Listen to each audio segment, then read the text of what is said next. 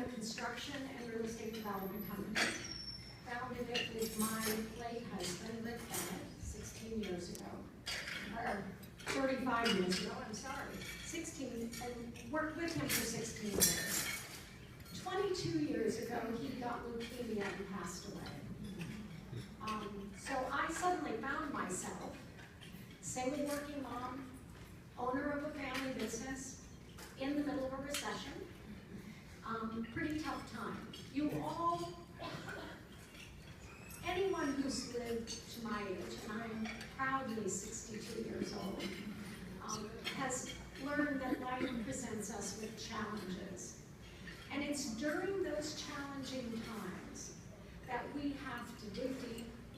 We learn a lot about who we are, what makes us able to do what we do, and we learn that we're capable of more than we could have even imagined in many cases. So I have had a great life. I've been very fortunate. I was born to a wonderful farming family, had great parents. My mother still lives on the farm. She's 85 years old, one of the most important women in my life, and there have been several. I grew up, I am a perfect example of the American dream. I went to public school. I went to a state university, Eastern Illinois University. I was able to graduate from college without student debt. Something that too many kids today can't say. It's something we need to fix.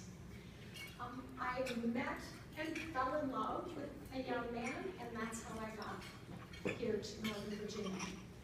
Rick and I moved to Northern Virginia 35 years ago, as I said, and we bought a home in Fairfax County.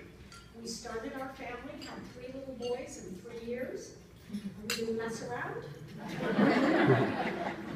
And we started a business, and we worked together. So we worked together, we raised our family together, and we were going along like so many young couples do. And then, as I said, 22 years ago, everything changed. I'm really proud of what we have done. Our business is thriving. It's growing. I started a construction business. The business I took over that Rick and I had managed and started was more of an investment and management business. After he died, we transitioned and I started an operating business, and primarily to take care of my employees. I was left with a group of wonderful, loyal employees, and as I sold our properties, I had a choice. I could either close the business or we could find something else to do. So, not knowing the challenges of running an operating business that marketed to third parties, we decided, okay, we've done construction for our own account. We can do it for other people. That was a challenge, as many of you all know, who run businesses, but we did it. We did it. And our business is growing, our business is thriving, and my 3 little boys are now 3 big men. They're in their 30s, they're all married, and I have a grandson named Sam.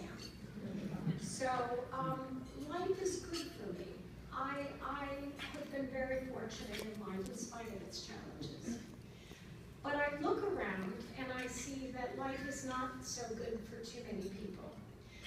We have come back we have recovered from the abyss of what could have been another depression in our country. And we've created 15 million jobs, and much progress has been made. But there are still too many people who have not yet seen the benefit of that recovery, and we need to change that. I worry that a lot of what we're seeing in this political year is a result of the fact that people feel like they've been left behind. So for all of our sakes, we need to make sure that this recovery lifts all boats. We are all, as a country, stronger together, and we need to act in a way that's consistent with that belief. I said something about my mom, who is clearly one of my heroes. She is the kindest woman.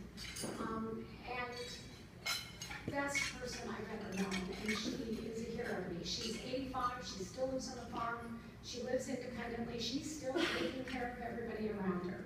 And she's remarkable, and I can only hope that I got her genes. But there are other women who have played pivotal roles in my life. First was my grandmother, my dad's mother, who lived with us as I was growing up for a number of years. My grandmother was a school teacher, and she went to college in the early 1900s. Very unique, I mean, very few women in those days went to college.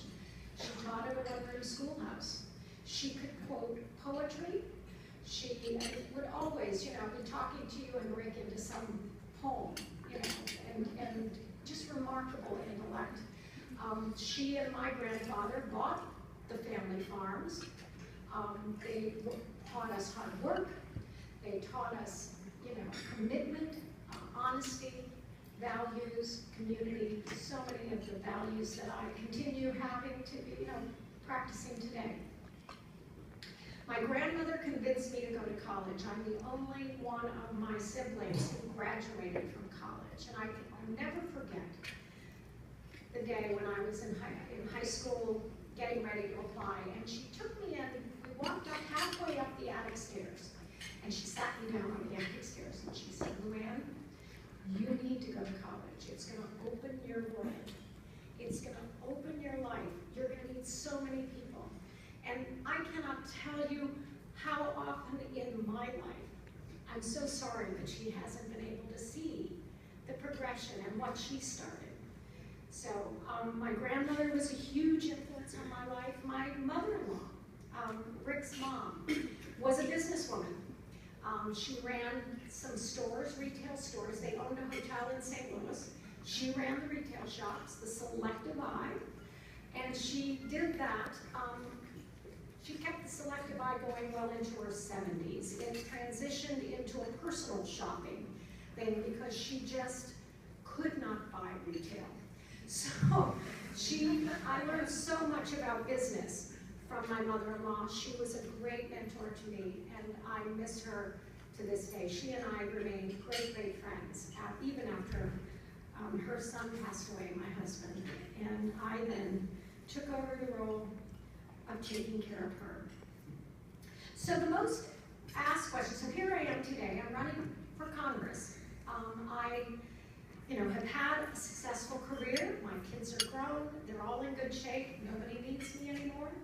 So why am I doing this? And one of the reasons I did speak to, and that is too many families are